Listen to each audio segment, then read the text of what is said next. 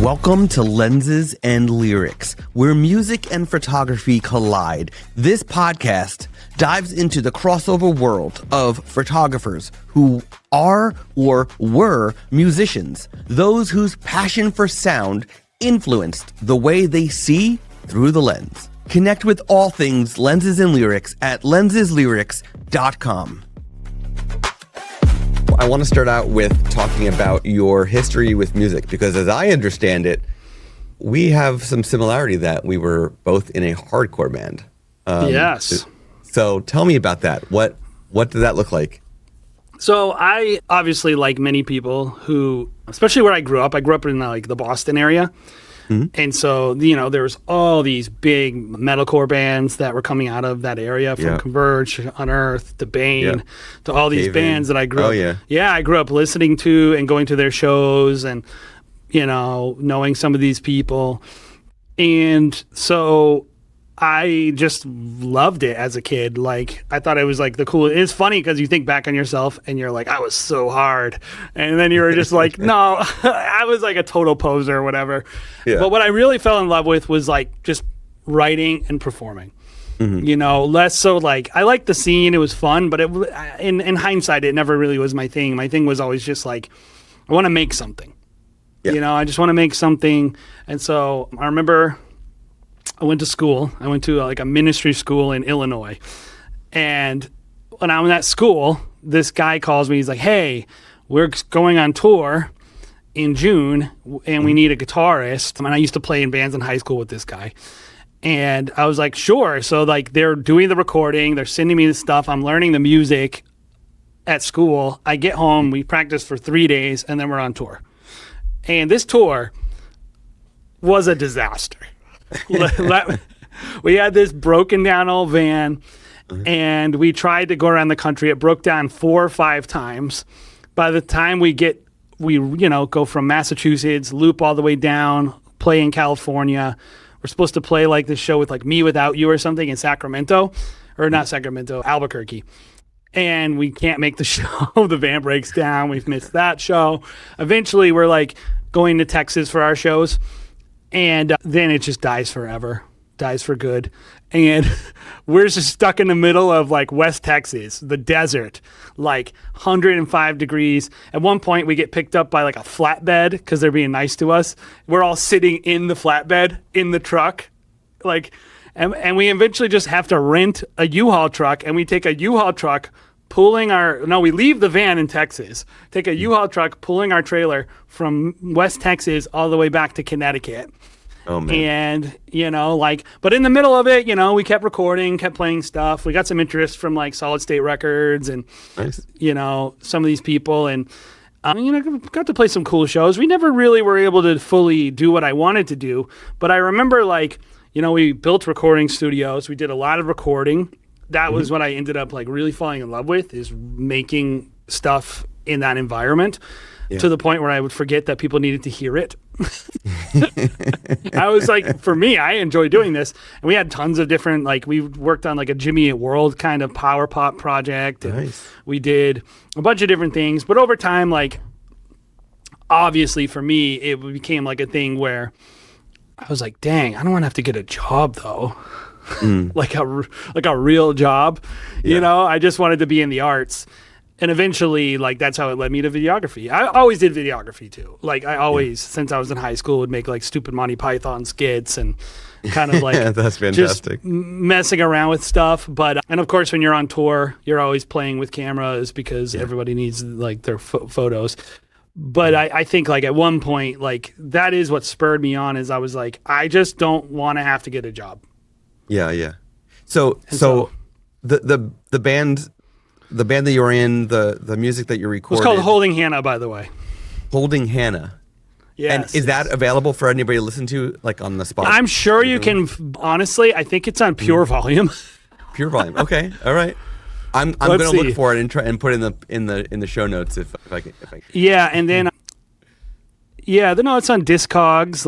We have some people who have tried to I had a guy reaching out a couple months ago. He was like, hey, I really like your band, and can you send me their album and all these things? Yeah, so you can listen to it. I mean, it's out there. At one point, I did vocals. At another point, I played guitar. Probably what you're going to find on there is I was playing guitar. So cool. That's a lot of fun. You know, it's a lot of similarities between the two of us, between the different bands that I was in, and I actually spent a lot of time in Boston. I went to Berklee College of Music for a little bit. Caven's one of my favorite bands ever. Got the satellite tattooed on my leg. And when we toured, the band that I was in that did touring, we decided not to go the van route, but instead we went the minivan route. So we had like a mom minivan hauling a trailer. Yeah, I mean, I've done that. I've done that tour. I was in a band when I was like 19 who did an East Coast tour in a minivan. The things you will make seats out of. Yeah. I have totally slept on a floor in somebody's house somewhere, on a hardwood floor under an Oriental rug. What is the grossest place you ever slept? The grossest? Oh man. I think I slept in a bathtub once without the water in the bathtub, which wasn't necessarily like, it could have been grosser than it actually was if the person didn't clean well. But yeah, no, I think that's probably the grossest. So probably not too crazy, but I definitely think it helps you learn that you could sleep at just about anywhere. Yeah, I mean, I was in a stomp group in school, so we went around and like did like stomp performances and like, you know, percussion stuff.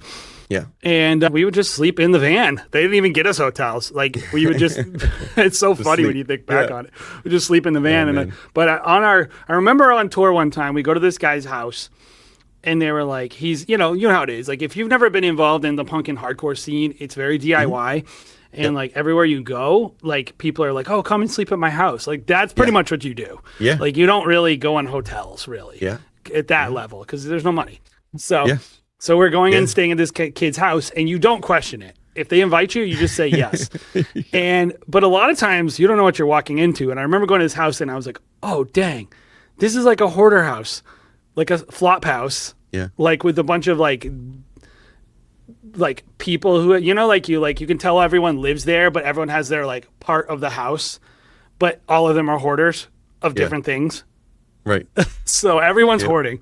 And at one point they're like, yeah, you could go sleep in this bed. And there's this like queen bed or king bed. So me and the guitar player go and sleep in the bed. Our bass player's like, I ain't sleeping in that house. Goes back to the van. He's like, that's disgusting. We're like, we don't want to be rude. So we go upstairs and then we're just like, this is so nasty. Don't touch the covers. Don't touch anything. We just lay on top of the bed and sleep. Mm-hmm. Yeah. In the morning. I definitely grew up being the person that would invite bands to sleep in my house, even though like I would have to get permission from my parents. Yes. Do you remember the band River City High? Oh yeah. I remember they reached out to me to book a show at a venue I ran in high school. That's amazing. Yeah. Their first ever show outside of Richmond, Virginia was a show in New Jersey. And it was close to my house. And I fell in love with the band immediately. They played with Midtown, who's also from New Jersey, in the town. Saves the Day is like my favorite band ever. So. Oh, yeah. Jersey has so many greats. It's incredible. But so River City High played this show. I invited them to stay at our house because they had a long stretch for the next show on their tour. And so my parents gave me permission. But the next morning, they're all walking around in their underwear. My parents are making them breakfast. It was like the funniest thing I've ever seen. For the band Norma Jean? Yeah. Norma Jean used to come around a lot. And so they were like friends of ours. And they actually were like renamed their band at one of our houses. They used to be called Ludacris. Yeah. Yeah, they were like a Deftones kind of ripoff. But those guys are like, they used to have a mask in their van, like a box with like a cutout with a plastic over it, and it was for shooting fireworks off in the van. What? That sounds safe. They were not a safe band. At that point, especially too, like back in those days, they were like, I've never seen a band bleed more. So Yeah, yeah. They were kind of like at the drive-in kind of performance. Oh yeah, jumping all around, doing some crazy stunts on. Yeah, that's at the drive-in was also a band that was so much fun to watch live. So good. Yes. So, was there a defining moment that stood out in your life as a musician that you could share? Something that like just stands out above everything else? I think it's about like, man, I think about these silly moments that actually aren't that impactful, like, or they're not I feel like music, it's so like transcendent in that it's dealing with your soul more so than like your intellect. And so like when you're experiencing music, it's often inside of your own brain. And so like, I remember like, I don't know if this is the answer to your question, but like, and this isn't playing music, this is just how music has impacted me. And I remember like being in school and I had no money and I couldn't afford to buy new music, but I was really wanting new music. I was like needing new music. You know how that is. Yeah. And I remember going to, if you remember those old CD stations in like a Barnes and Noble or in like a Strawberries or wherever you would go, and they would have like 20 discs or whatever. And I remember going and clicking on Jimmy Eat World's Clarity album in a Starbucks in Illinois and listening to like the whole album standing there in the Starbucks. and like, and thinking like, wow. Yeah. Or like I remember buying Stay What You Are, or Poison the Well, Tear from the Red.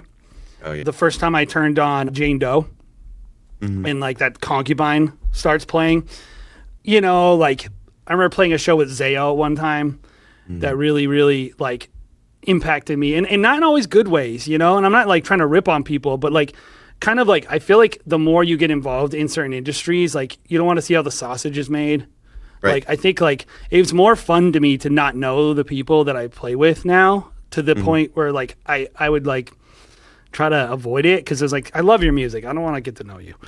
Like see that's so I love Caven so much, and I did have a bad experience with another musician that I won't share when I tried to photograph this person at a show, and it was just went over really bad and gave me a bitter taste, and I didn't listen to that person's music for a decade. And I love Caven so much, and I recently had an opportunity to potentially photograph Steve Brodsky and Adam, and I was like, I could contact them. I could schedule a photo shoot before they perform acoustic at this brewery here in New Jersey, and I didn't, because I'm like, I don't want to ruin it. Like if I have a bad experience, it's going to ruin one of my favorite bands for me forever. So I just went and enjoyed it, and that was it. But I think the ones that really impact me in terms of like what I chose to do with my life are the bad experiences. Like, and I don't mean that to be negative, because I still love music the same way. Yeah. But I was like, I don't think I'm cut out for this. Is really what it is. Like, this isn't for me. Like, I don't think I can do this for a living. I'm not willing to do it. Yeah. Or I can't. Like, I remember playing a show and we had this guy, one of my band members, he had like a meltdown. And he, in the middle of a show, puts his guitar down and leaves. And I remember like thinking like in that moment, like if I have to deal with this crap for the rest of my life, I'm going to kill myself. Yeah. I don't want to do this. I don't want to be involved. And then like later in that same tour, like we're playing with these really big bands and they're talking about like how much they hate their drummer and how like the previous night they had a big fist fight. And then later in the week, I see like they're a big local band. No, a big national band. And if I told you who they were, you'd be like, oh, those guys. I see the drummer at like a coffee shop. He comes and sits with us and he's talking. He's like, yeah, those guys, they literally left me in California. This is the second time I've heard a band leaving someone. Yeah. Because they had conflict. And I remember thinking like, I want to make art with people who this isn't the inevitability. Like it just seems inevitable. And maybe this is just my fatalist viewpoint, but it's like, it's for me, if I do something that's for my soul, I don't want anyone to be able to take it away from me. Like, and I think I kind of like like a lot of artists, I think in the wedding space where I am, photo and video specifically, are like, that's my art. That's my art. And I'm like, that's my business. Yeah. Like, I already kind of had that journey that you did where I like made the decision to like, I'm not going to let my art be monetized in that way. Not that I have a problem with that, but for me, it was just hard to make the choices and sacrifices it would have taken to make it sustainable financially. And it's been easier for me with videography to make those kind of artistic compromises. And that's just for me. Yeah. No, it's, I think we need to, there's people who have jobs and there's people who have jobs that they have because they absolutely love what they do. And I think that everybody has their own methods and their own reasons for doing what they do. For me, sort of similar, but also sort of different. I knew myself too well that if I focused on photography as my full-time job, I would hate the art of it, which I didn't want to do because I love it. So I always knew I wanted to be on this side of the business where I'm educating and doing community building and things like that, and podcasting and stuff, and doing the photography, taking on the client work on the side when I want to. And that way, like, it's that even balance of I'm staying in it, but it's not my only thing I need to focus on. So I can still love it. So I think, well, and isn't that like, that's the artist journey, I think, is like, how do you monetize? Like, I one thing I will say is at one point I was like, I want to be in the arts though. I do want a job in the arts. It's just like, this is just too personal to me, this little aspect of the arts. But I do want to make money in the arts. I don't want to do something else. I want to create things. But I like what I like about weddings is it's someone else's thing that I'm doing. I'm not expressing myself. I'm expressing them. And there's an art to that as well. And so, and I do feel like it's transcendent. It is meaningful. It is people. And I want to invest in the human race and help people thrive and all that. And so I feel good about it. Like, I don't feel it's a sellout or a compromise, but if it's like I'm writing a song, I'm writing my thoughts. Yeah. And I don't view, and I will say this, I would really challenge any artist on the photo video side to really consider if your photos and videos are your thoughts or if you're capturing someone else. And something else. Like, there's an externalization of the photo video world that is a little more comfortable to me than just like writing a poem or saying something that's on my heart. Yeah. And I don't know, like, I felt like it was easier for me. And honestly, and the other side is monetize. Like, when I was doing photo, when I was making like music, at one point we had this record. You know what? To answer your first question, this is the actual answer.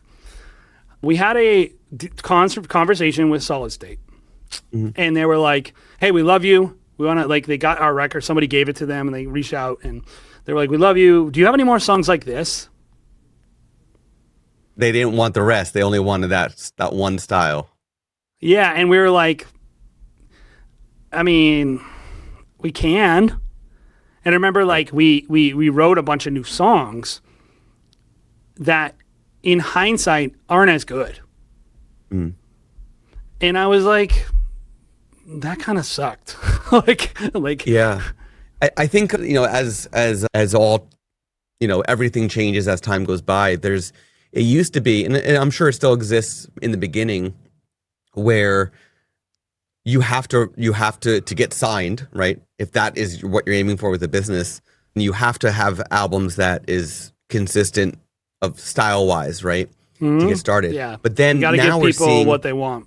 Yeah. But now we're seeing bands like, who is it? Imagine Dragons, that like every album they put out is a different style of music, right? Well, I think it's like the idea of like, and obviously they're not self-publishing, but I do think like the beauty of the modern decentralization of distribution specifically, and then people are often like, oh, it's decentralization of art. I'm like, art has never been decentralized. Do you think the people who are centralizing anything care about art? They don't give a crap about art. Like, the centralized, they care about money, but distribution had to be centralized. Yeah.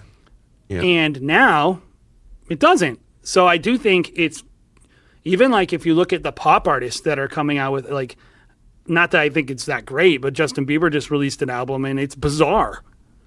Oh, so from top to bottom. Beyonce came out with a country album that doesn't sound like anything Beyonce would ever do. Yeah, Same and thing. it's like he was like, this is my music, and the record company, he had like fired his agent and whatever, and they're like, what are they gonna do about it? You just hit publish and it's out, and so it's like does anyone even need these people anymore? And I think some of them, you do for these big tours and these big connections, but they're also like a little bit like record companies, like media, they're all running scared because they know like the second artists figure out. And I would say the same in the wedding industry with photo and video people who think they need wedding planners. Who needs who? True. The free marketing. It's like, anyway. Are you still playing like today? Like do you still I pick play up the my guitar. Yeah, I play it like pretty much maybe not every day, but almost every day. I play my guitar. And it's just, and I get to play, I still like, I do a little teaching. I teach kids. I work with some high school kids and teach them guitar and stuff like that. So, and play with my kids, teach my kids. And I obviously listen to, in some ways, more music than ever. I find when I want to get into the editing groove, I put on a playlist and just do it, right? Video guys are very jealous of you guys, by the way. Oh, I know. Well, hopefully soon Imagine would help with that for you. Yeah, well, I mean, we're listening to like, how many times can you listen to Ben Rector, White Dress, when you're doing an edit? So let's talk about this connection between music and photography and videography for you.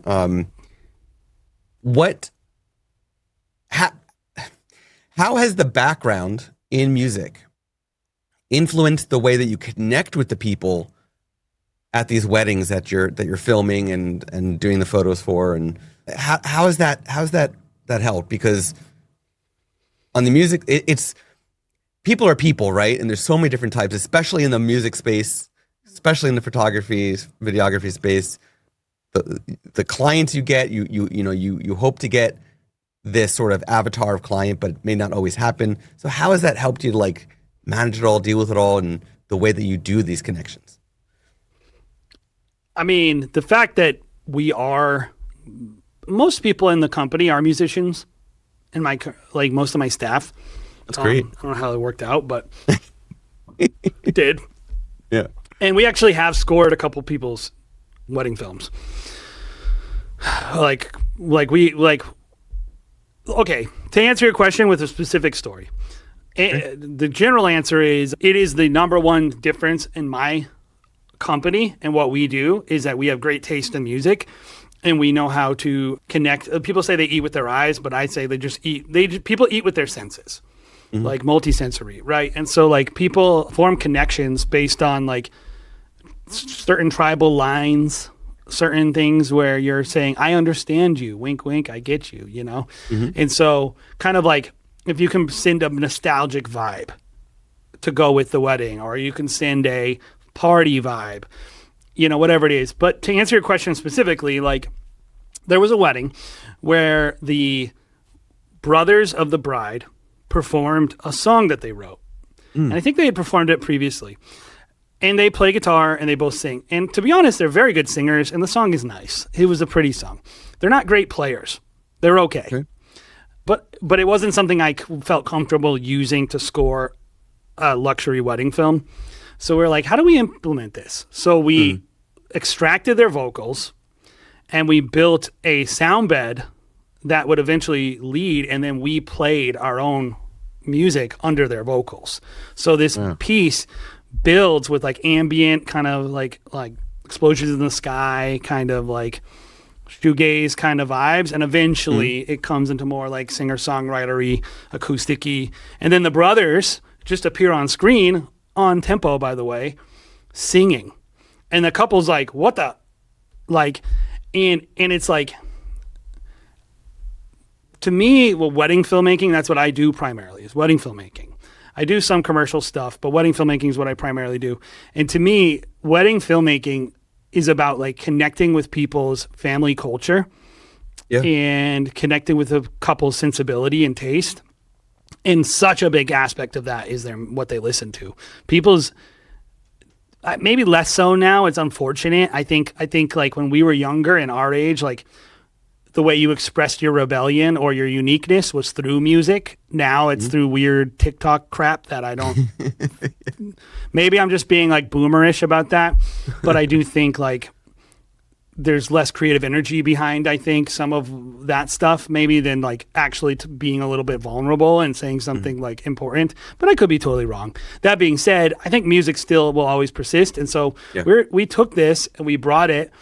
And I remember like the couple like crying and feeling more connected to the piece because we included their family in a song like that. And it just like really goes to say like, I think we think about music is like, oh, this is a thing for everyone. Like, oh, it's a good song. Everyone likes it. But I think like what this has done for me with weddings is like, no, this is a good song because you like it. Just you. Yeah. Like you're the only one who has to like it. Like we used to pick songs that no one had ever heard just because they would have because we wanted the couple to have their song. Yeah. Like, I think what you did and your team did for that couple is way, way above and beyond the task that any wedding filmmaker is contracted to do. no. Yeah, and you don't true. think so? No, I agree with you. Agree. I mean, I think okay. Yeah. So, I mean, what a hell of a surprise for that couple. That is absolutely amazing that you went through that.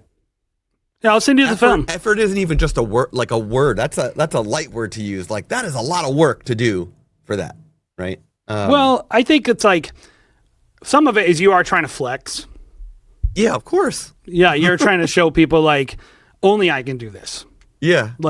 And so it's hard to be unique in this space because I'm a big believer that everyone can do what everyone does, pretty much. Yeah. Not entirely, but there's very few things that only you can do. Yeah. Like, and trying to figure those things out in the arts is really challenging because like you're trying to bring an offering to the market that's unique where someone's willing to pay a premium for what you can do. You know, you see someone like John Dolan or whatever, when people try to do John Dolan, it sucks. Yeah. Mostly, not always, but John Dolan does John Dolan better than anyone else. And I think, so we tried to do that. And so in some ways, it's above and beyond. Another way you're trying, there's selfish reasons, I think, why you go above and beyond. But the other side is like, it can get boring. You just want to do something fun that is like inspiring. Yeah. That really is inspiring. Hopefully anybody who's listening to this, watching this, and if you do wedding films or anything and you're combining that you're good at, whether it's music or not or something else, it's so inspiring to be able to do that for your client. Just kudos. And most people to you, wouldn't appreciate, man. by the way. I wouldn't do that for most people, but most people wouldn't appreciate it. Like I've never done it before or since. I would like to do it, but it was like, and here's the thing, is like we did it and I think the couple liked it, but they didn't like ever talk to me about it. They didn't ever call me and say, wow, thank you so much for doing that. Yeah. Like maybe they didn't even appreciate it, but I appreciated it. Yeah. I would like to assume, not knowing them, right? I would like to assume that they probably noticed, but also like underlying, maybe they just noticed it, but it didn't. But you probably did it so well that it didn't stand out as like, that is what the goal was. Yeah. And I will say, like, I have a difference in a lot of artists when it comes to weddings. Is I see this a lot. Like, oh, I sent the work to someone, they didn't even reply, and then you'll see people commenting like, "How rude!" And I'm like, "What are you talking about?" Like, if someone mows my lawn, I don't send them an email and say, "Great job mowing my lawn." Right.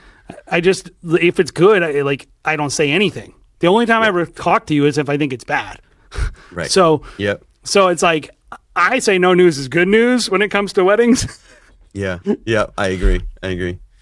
So I have two more questions for you. The first one is: are there any songs or album that really inspire you to just get more creative with everything that you're doing? I know that when you're actually at the wedding, you almost have no choice but to listen to what's there.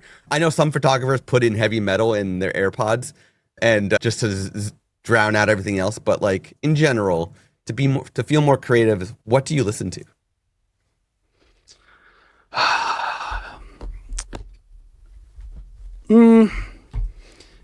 I feel the value right now is, my parents are getting older. Mm-hmm. And I think about like my dad's from Texas. Mm-hmm. And he's a very good musician.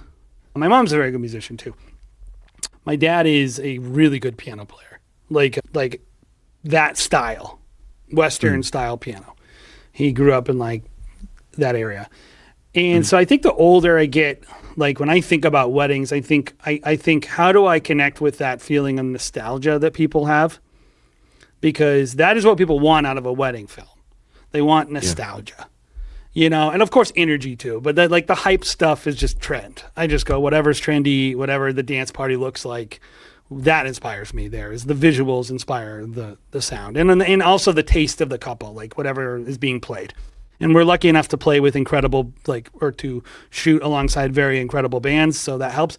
But I've been listening to Nick Shoulders a lot lately, Stephen Wilson Jr., singer-songwriter kind of music, Natalie Bergman. Mm-hmm.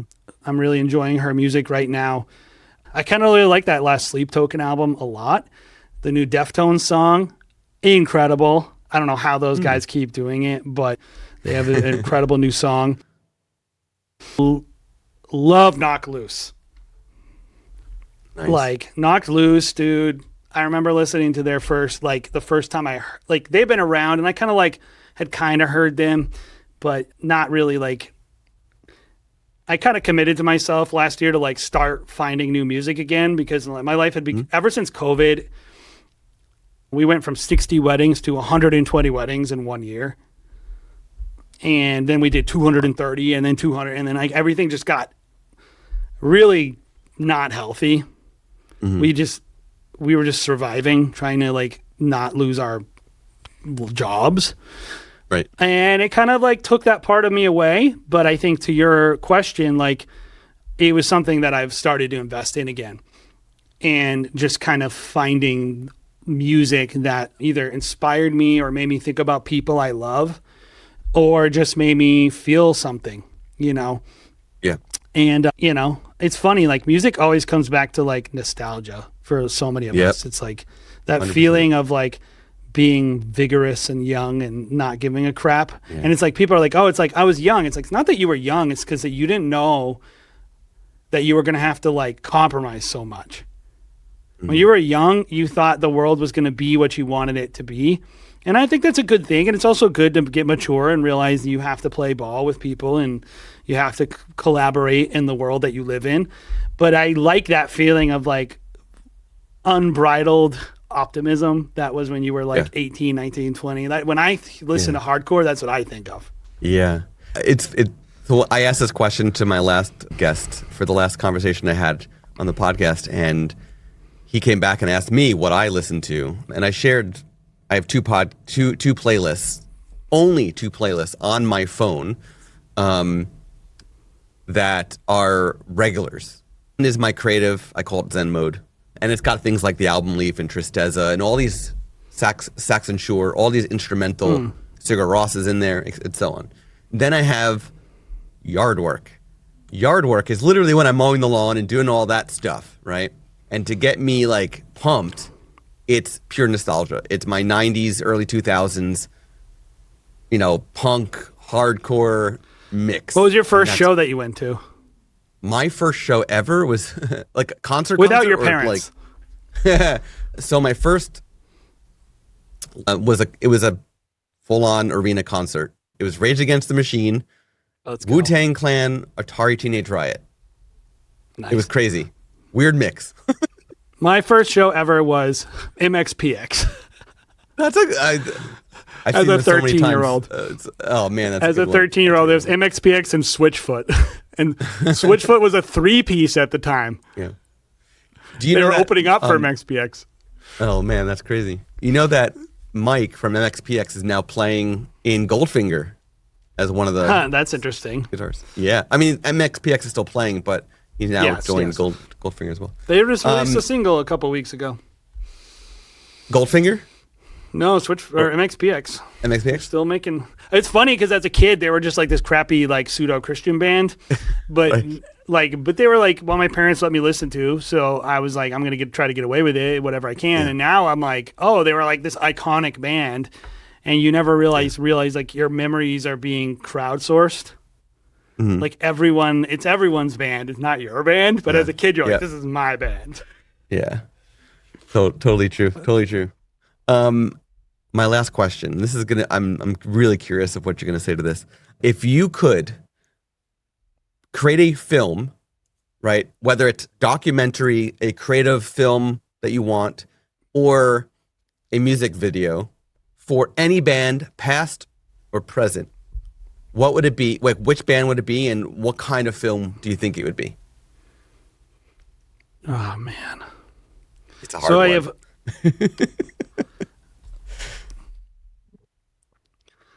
I think it starts with like, what do we need to know? You know, as this like what? Because like I could say Fugazi, but it's like I'm sure there's like 100 films about Fugazi, and honestly, like, do we need to talk about them anymore? Like, no. We don't need more films about Fugazi. We don't need more. And that would be with that would probably be a very political film of some sort as well, going that route. Yeah, you know what it is like I would have to think through like what would make me feel good, because I want to feel good. Like I want people to be energized and optimistic from what they're doing. Even though I'm attracted to a lot of like very dark art, it always comes from like that place of like, you know, catharsis, less so than that's my actual viewpoint. So what would make me happy to make, you know, it'd be a really, oh man, I could give you 20 answers to this. Because my first instinct was to say Converge.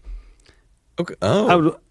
My first instinct was to interview those guys. We have some mild relationship. They're local, and I know a lot of people who work with those guys, and I just think like Jacob and those guys and like what they've done with the God City, the recording studio they own, his art. It would be an interesting film because it would be visually beautiful. They have they have all the credibility because they've just like were those early metalcore guys. But then I thought, I think I would like to do the Deftones. Interesting. Because they've gone through so much changes. Yeah. And like the bass player almost dying or did die. And then, but also think about the Deftones. Like at one point you're like, oh, this new metal band, but they actually never sounded like anyone else. Right. And they still don't. And they still sound the same. Yeah. And they still are good. And yet they're also still bad. like when you listen to Chino, you're like, well, that's not singing. What are you doing? But I still keep listening to it. So I just find like their story to be really interesting. Their music has like grown on me more and more and more and more. I remember like I didn't like it when I was a kid. I thought it was like sellout crap. And now I look back on it and I'm like I know Korn is technically like probably the most influential nu metal band, and I used to hate Korn as a kid, and now I get older and I'm like, I gotta give them props. Oh, you have to give them, 100%. What they had the guts to do, like as musicians, and like what they were willing to talk about in their music. But I will say, like for me, Deftones were just always there's like a coolness to them. Like they're just cool, and like they were just a cool band, and they're still cool, and all that stuff. So maybe the Deftones. I think like, and I just have never seen that. I haven't really. Maybe there's a million fanfics that I've never seen, but like that would be interesting to me. Is to like. And would it be documentary? Would it be? Yeah. Yes. Yeah. Definitely. Okay. I love documentaries. Documentaries are like one of my very favorite types of cinema because of a good documentary, there are good ones that are like anti-capitalism or pro-capitalism or whatever your worldview is. Like that can be a good documentary. But I think my favorite documentaries just let the subject speak for themselves, and they don't have an agenda, and they just say like, tell me your story. And I want to know their story. I would want to know what Chino like is thinking. Like, why do you sing like that, dude? Like, how did you develop that? Like, when, like, at one point were you like, I should be the lead singer of a band? Yeah. You know, like, everything about what they're doing. I want to know what they're thinking and how they kind of arrived at what they arrived at. But then also, like, that personal journey, how it, like, they maintained artistic output. Yeah. Like, I don't know what, they started in like 89 or something, right? Mm-hmm. Yeah. They're crazy. Really good answer. You know? That's I was not expecting that one. That's I didn't know what to expect, but I wasn't definitely not expecting that one. So that's a really, really good, surprising answer. That's exciting. So Deftones, if you're listening, you know who to hire. Well, I mean, there might be like, there already is a movie and I just didn't watch it. That's why I was like, I bet like every fan is going to be like, there already is, you're not a real fan. I'm like, I never said I was. Right. Oh man. But either way, even if there is one, it'd be cool for you to do one. That would be great. I agree. That would be very cool. Yeah. Jason, it was so awesome to have you and chat about music and videography, photography. I just, it's so much fun to talk to people that we have similarities with and to talk about things that not a lot of people are talking about. And this is what's important. Visual world. Scott, like, to me, this is like, artists have become way too tribal in a lot of on very stupid lines. And what we need to be talking about with each other is our actual art. Yeah. Because that will bring people together. Because like when I was growing up, nobody talked about politics. Nobody talked about this stuff. We would go to a show and we would all say, here, this is ours. Yeah. Yeah. And it's like, and it wasn't, and like there could be 7 political bands. There could be like an anarchist band and like a Christian band, and they're all playing in the same room, all playing on the same stage. Kids are all getting bloody and messy and sweaty. And it's like, we need those cultural cornerstones that we build relationships on because they humanize each other. And they make us realize that like we can have differences of opinion and differences of belief, but at the end of the day, we all still like the party. Yep. So well said. Well, some of us, yeah. Can you share for those? I'm going to put everything in the show notes, but if you can share where listeners can, check out your film business, anywhere else you would like to have them. Sure. I'll try to keep it brief because we got a lot going on. So if you want to see my personal like luxury wedding filmmaking, Huxley Film, I have a large like a studio, high-end luxury studio brand called Stop Go Love, where we're doing some really cool weddings. We have the Wedding Film School YouTube channel and podcast, so you can check us out if you're a wedding filmmaker and you're interested in learning about the art form. And it's very business focused. We talk about making money, being sustainable, and scaling, and of course, the wedding industry, which is a big thing for us. Yeah. And then, of course, we also have a thing called Luma Sites. So if it's a template platform for WordPress and Show It themes, if you head over to lumasites.com, and we sell those as well. So that's what we do. Amazing. Jason, thank you so much again, and I can't wait for everybody to listen to this. Thanks. Have a good day, guys.